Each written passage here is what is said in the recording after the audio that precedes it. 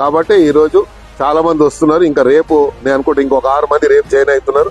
రేపు ఎల్లుండో మొత్తానికి మాత్రం ఈ 15 రోజులలో మొత్తం కూడా మెరిజ్ అయిపోయేది గ్యారంటీ. మిగిలేదు ఒక 2-3 మిగులుతారు.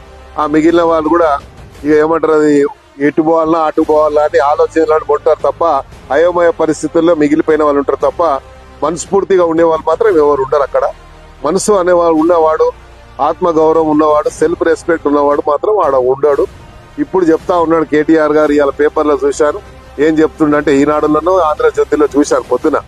ఏం చెప్తుండంటే టీడీపీ లాగా రీజనల్ పార్టీ స్ట్రాంగ్ కావాలంటే టీడీపీ లాగా ఉండాలి అన్న. టీడీపీ లాగా ఉంటే అక్కడ పార్టీ ఉన్నటువంటి నాయకుడికి లక్షణాలు ఉన్నాయి. ఆ పార్టీని ఎట్లా కాపాడుకోవాలని చెప్పి ఎన్ని కష్టాలు వచ్చినా ఆ పార్టీని కాపాడుకోవడానికి, ఎమ్మెల్యేలు కాపాడడానికి, ఎమ్మెల్యేల